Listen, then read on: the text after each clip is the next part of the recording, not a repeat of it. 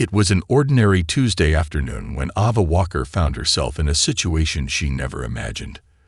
The sun was beginning its descent, casting a warm glow over the small town as she drove her sleek black sedan down the main street. Ava, a woman who had built her career with poise and precision, was simply running errands. The day had been uneventful, until the flashing blue lights in her rearview mirror signaled a sudden halt to her calm. Sighing, Ava pulled over to the side of the road, her mind racing through the checklist of things she had done. Her registration was current. Her insurance was up to date. No speed limits had been broken. She had followed all the rules, at least she thought she had. As she waited, she glanced into the side mirror, spotting the officer approaching her car. She noticed his uniform first, crisp and neat, but his approach was anything but friendly. The officer, a middle-aged man with a stiff posture, tapped lightly on her window. Ava rolled it down slowly, offering a polite smile, the kind she had perfected over the years in both her legal career and military service. "Good afternoon, officer," she said, her tone measured, as always. "License and registration," the officer said, his voice lacking any warmth. His eyes flicked to her as though sizing her up before turning to the papers she handed him. "Is there a problem, officer?" Ava asked, trying to keep the situation light. "Just a minor infraction," he replied quickly, his eyes narrowing. "You didn't come to a complete stop at the last intersection." The accusation seemed almost trivial, especially given how minor the mistake had been, but the officer's tone suggested it was anything but. Ava, who had a sharp mind and a quick sense of justice, knew this was an odd turn of events. She didn't recall rolling through the stop sign, but in her experience, these things could be misinterpreted. "I'm sorry, officer, but I do believe I stopped at the intersection. Perhaps it's just a misunderstanding." The officer didn't respond right away. Instead, he stood there for a long moment, his eyes scanning her face with an intensity that felt unnecessary. Ava could tell he was making assumptions about her before even hearing her side of the story. After a long silence, the officer finally spoke. "It doesn't matter. I'm issuing you a citation," he declared, scribbling something down on his ticket pad. Ava was taken aback. She had expected a polite warning, perhaps even a brief discussion. But not this. "Is there any way we can clear this up?"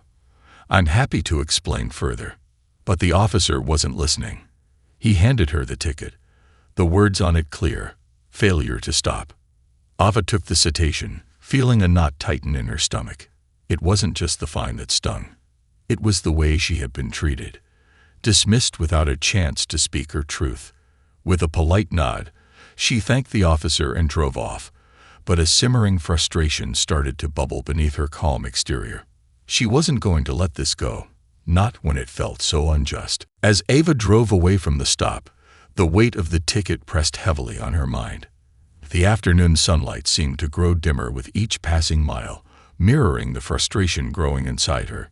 She had always prided herself on being level-headed, measured in all things, especially when it came to legal matters. But this felt different. The officer's hasty judgment, his cold dismissal, something about it didn't sit right. She wasn't just being fined for a minor mistake. She felt as though she had been treated as if her presence in that town didn't matter. By the time she arrived home, Ava was already plotting her next steps. She had seen enough instances of injustice in her years of working as a civilian justice leader in military courts to recognize when something was off. The fine itself wasn't the issue. It was the principle of it. She had been unfairly judged, and she knew there were others who had likely faced the same kind of treatment without the resources or knowledge to fight back. Ava set the ticket down on the kitchen table, her mind working through the details. She had fought harder battles before, ones involving military tribunals, complex civilian law, and even issues of human rights. This was different, certainly, but not beyond her capabilities. She understood the law. She understood systems of power. And she knew when those systems were being misused. This fine, this seemingly small infraction, was a symptom of something larger. a system that often overlooked the voices of those who were most vulnerable. The decision was made in an instant. She wasn't going to pay the ticket without challenging it, not just for her own sake, but for the principle of fairness. Ava wasn't one to simply let things slide when she knew there was a deeper issue at play. The next morning, she called the courthouse, scheduling an appointment to contest the citation. She took the time to review every detail of the situation: traffic laws, procedural guidelines, and the officer's record. She'd handled high-stakes legal disputes in military courts, but this case, though minor in comparison, felt personal. The stakes felt high because it was one of those quiet moments where the small injustices could pile up if left unchallenged. Ava wasn't angry, at least not in the traditional sense. What she felt was something sharper, more focused, a drive to right what had been done. She had spent years in military courtrooms, working toward the kind of fairness that transcended race, gender, and status. This fine, this ticket, was a glaring example of what could happen when someone in a position of authority acted without considering the bigger picture. As the days passed, Ava's resolve grew. She knew this wouldn't be a simple fight. She was prepared for that, and when the day finally arrived to contest the fine, she walked into the courthouse with the quiet confidence of someone who had faced far greater challenges. This was just another battle, and Ava Walker never backed down from a fight she believed in. Ava sat in the small, sterile waiting room of the courthouse, her hands folded neatly on her lap, mind steady and focused. It had been a week since the traffic stop, and in that time, she had put together a meticulous case for why the fine was unjust. Yet, as she glanced around the room, she couldn't help but wonder if anyone here truly understood who she was. It wasn't just about the fine anymore. It was about something deeper. It was about the way she was being perceived. As a woman of color in a small, predominantly white town, Ava was no stranger to assumptions. She had lived her life being constantly sized up, judged before anyone took the time to learn who she really was. It was something she had learned to navigate over the years, whether in her military service, in the courtroom, or in her everyday life. But here, in this room, it felt different. She wasn't just being judged for who she was, but for what she represented. And it bothered her more than she cared to admit. Ava's thoughts were interrupted as the courthouse doors opened. The bailiff called her name, and she rose from her seat with the same poised confidence she always carried, as though she had already won the battle, regardless of the outcome.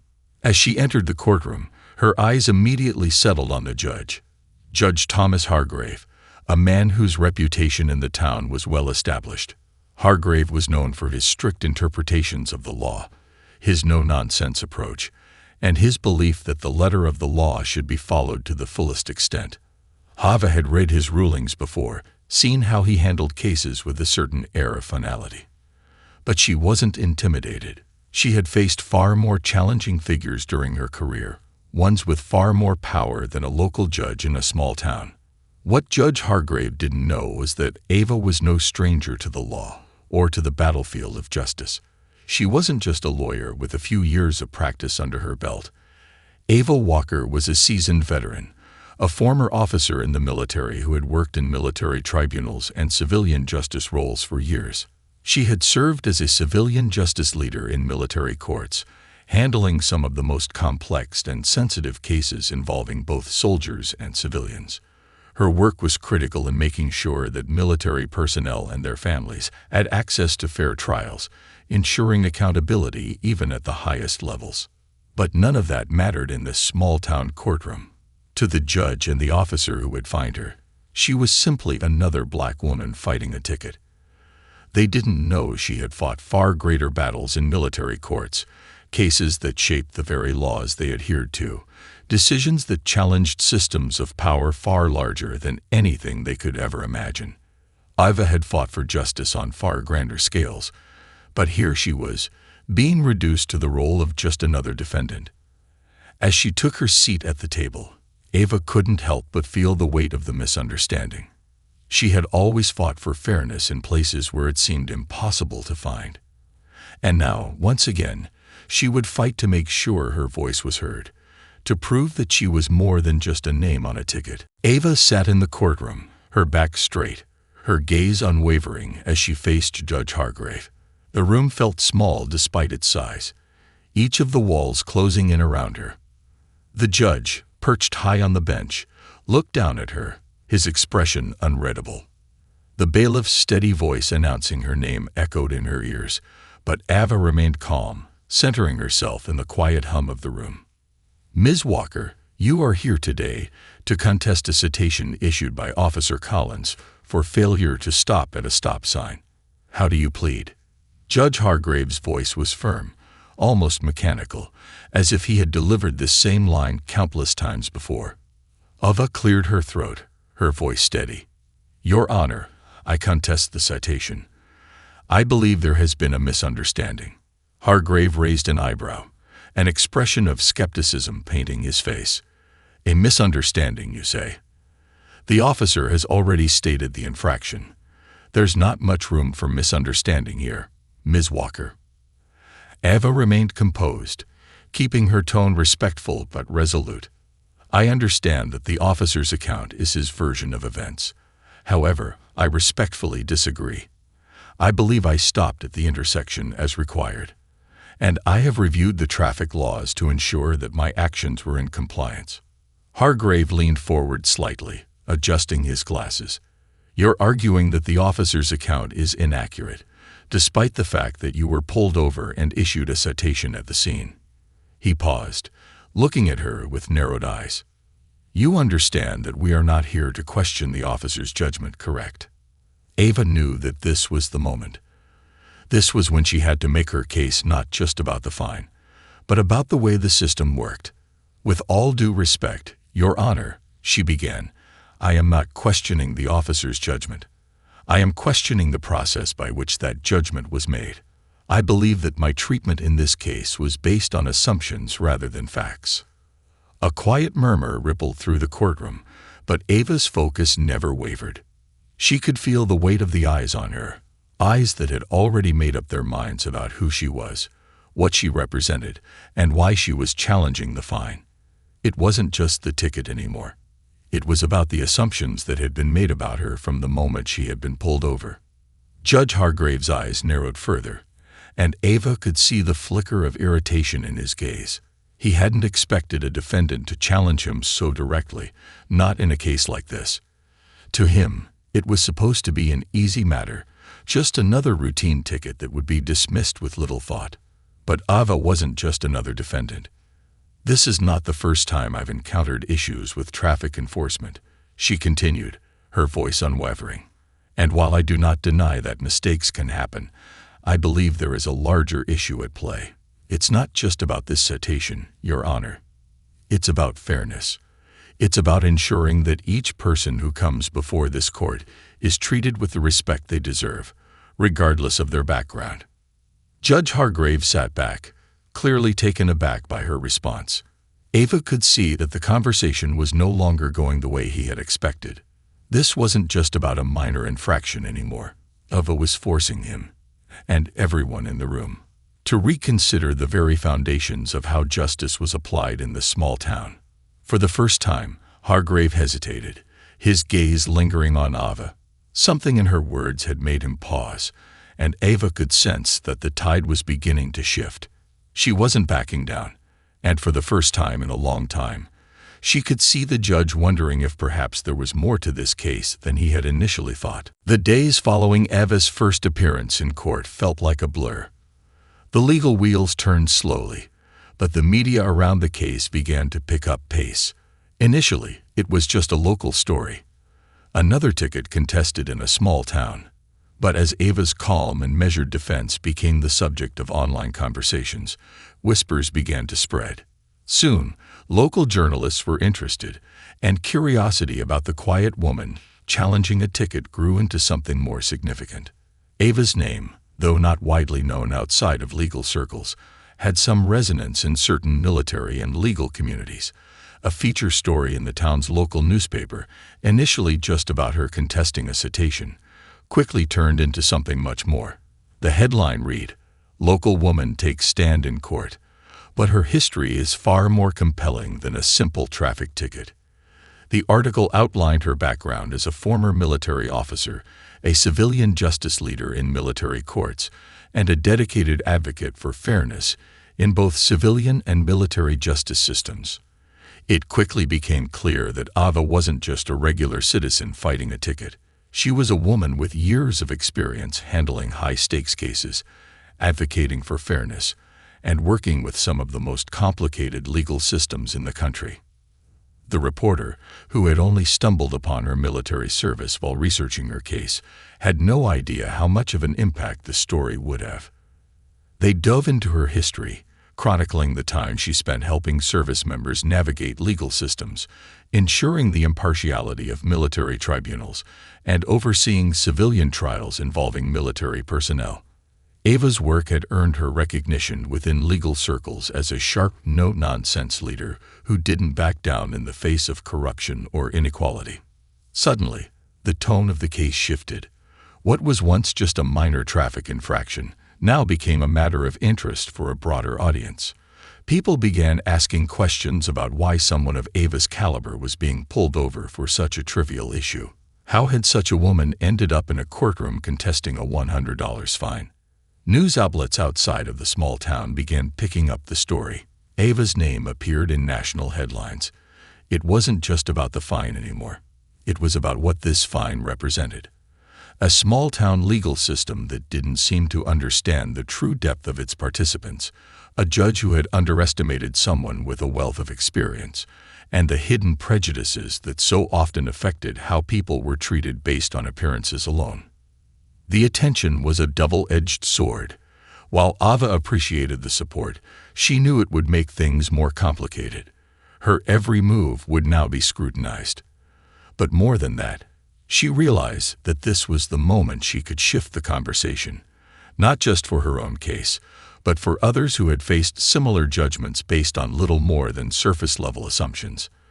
In the days following the story's publication, a number of people who had experienced similar treatment came forward, sharing their own accounts of unfair citations and biased interactions with law enforcement. Ava was no longer just fighting for herself. She was now a voice for others who had been silently wronged in similar ways. As the case progressed, it became impossible for anyone involved to ignore the mounting pressure. Judge Hargrave, a man who had long prided himself on his authority and unflinching application of the law, now found himself under a microscope. Ava's defense, bolstered by her distinguished background, had captured the attention of the public and, more importantly, the eyes of legal professionals from beyond the small town. Every word she spoke in the courtroom was now echoed in news stories, dissected on social media, and analyzed by legal commentators. For the first time in his career, Hargrave felt vulnerable. The quiet courtroom, once a space where he held unchallenged control, now felt almost suffocating. He had expected Ava to be just another defendant, a woman of color challenging a ticket, as many others had done before her. But this was different. The more he learned about her, the more he realized that he had grossly underestimated her. Ava wasn't just challenging a fine. She was challenging his assumptions, his judgment, and the very structure of the system he had spent years upholding. Her calm demeanor, her methodical arguments, her legal acumen, all of it seemed to chip away at the confidence he had placed in his ability to handle any case that came before him. It wasn't until the morning of the second hearing that Hargrave truly began to understand the full weight of his own mistake. His office was flooded with phone calls, his inbox filled with messages from colleagues and even a few legal scholars, all of whom had become intrigued by the case. Several of them had even suggested he reconsider his approach to Ava's defense, given her extraordinary legal background. One particularly well-known lawyer had written to Hargrave, urging him to be mindful of the larger issues at play: racial bias, assumptions based on appearances, and the way those biases were woven into the fabric of the legal system. As he sat at his desk, staring at the letter, Hargrave felt a pang of guilt. He had always considered himself a fair judge, someone who applied the law impartially. But in the case of Ava Walker, he realized he hadn't been impartial at all. He had allowed his biases to shape his decisions before even hearing her side of the story. By the time Ava entered the courtroom for the second hearing, Hargrave had made a decision. He would approach this case differently. It wasn't just about the ticket anymore. It was about the example it set for the larger system of justice. He had to acknowledge the larger patterns of injustice that Ava had so calmly and intelligently pointed out. She was right, and he had been wrong. Ava stood at the front of the room, her posture confident yet calm as always. She knew Hargrave would have to make a decision today, whether to continue with a flawed course or to take a hard look at the consequences of his earlier actions. She had no intention of backing down, but she also knew that the courtroom wasn't just about her case anymore. It had become a crossroads. Would Judge Hargrave see the bigger picture, or would he let his pride dictate the outcome? The moment the gavel fell, the room fell silent, and Ava felt the weight of the decision hanging in the air. The tension in the courtroom was palpable as Judge Hargrave finally addressed the room. Ava stood tall, her eyes steady as she met his gaze across the chamber. She had been through countless legal battles in her career, but this moment felt different. This wasn't about just winning or losing. This was about pushing the system to recognize the flaws that lay just beneath the surface. It was about justice on a larger scale. Judge Hargrave cleared his throat and, for the first time, seemed to hesitate before speaking. He glanced down at the notes in front of him, then up at Ava, and back again. The crowd in the courtroom grew quieter, sensing that something had shifted. The air seemed to hang heavy with the weight of his decision. "Ms. Walker," Hargrave began, his voice quieter than before, "I have spent the past few days considering the circumstances surrounding this case, and I must admit, I've been doing a lot of thinking. More thinking than I've done in many years of presiding over cases such as these." Ava's heart skipped a beat. The words felt like a long-awaited acknowledgement. She knew better than to expect an apology right away. But this was a sign, a shift, perhaps, toward something better. "You see, when I first saw you in my courtroom, I made an assumption about you," Hargrave continued, his voice steady, but laden with a subtle vulnerability. "And I've come to realize that assumption was not only wrong, but it was also unfair. I judged you based on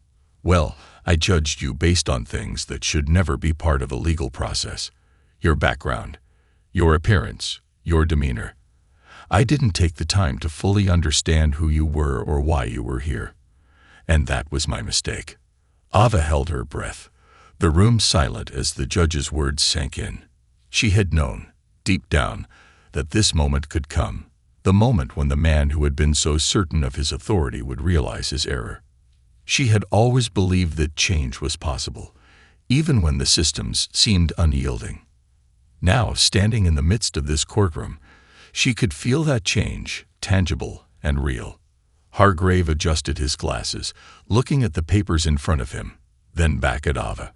"I believe your challenge to this citation goes beyond the specific facts of this case," he said, his voice now more measured, thoughtful. "It speaks to a larger issue, one that, frankly, I have overlooked for too long.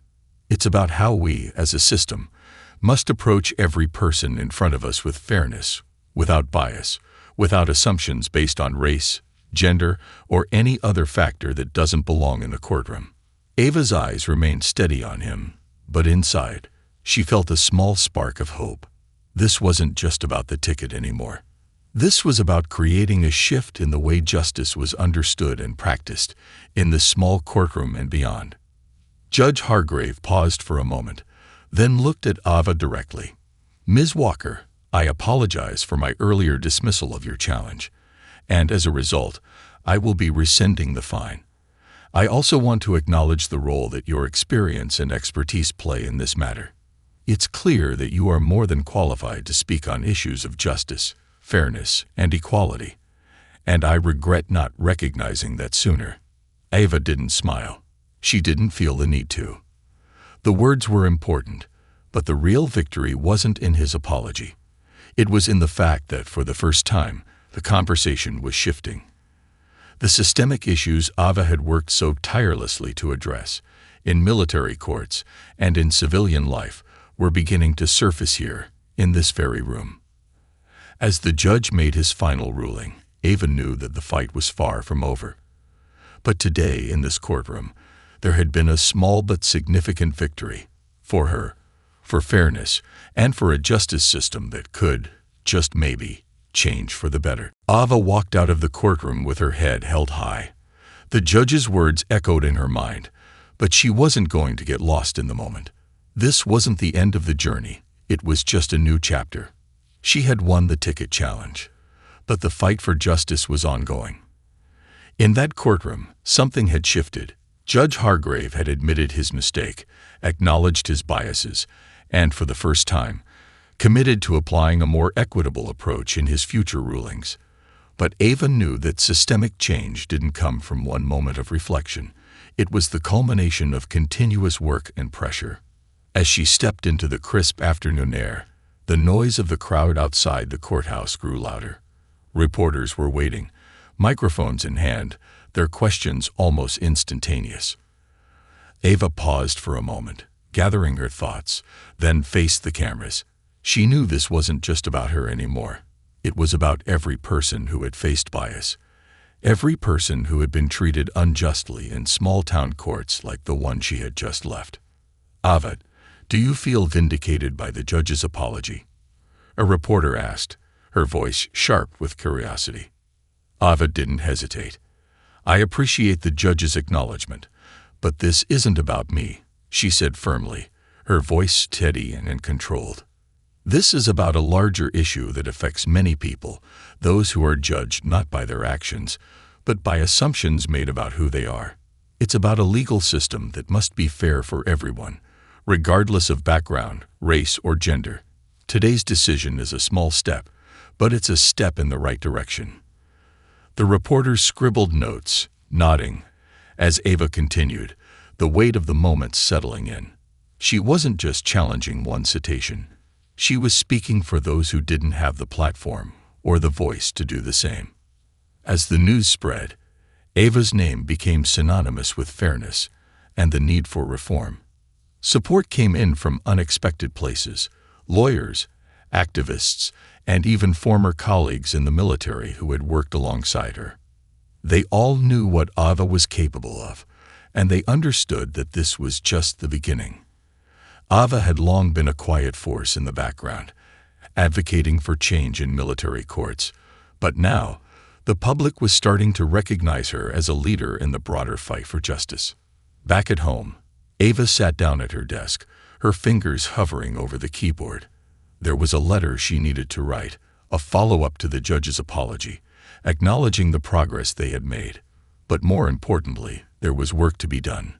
The world hadn't changed overnight. This was one small victory in a much larger battle, and Ava was ready for whatever came next. Her fight wasn't over. Not as long as there were others who still faced the same kind of bias and injustice. With a determined sigh, she began to type. The system could be changed, and Ava Walker, in her quiet but resolute way, would make sure it was.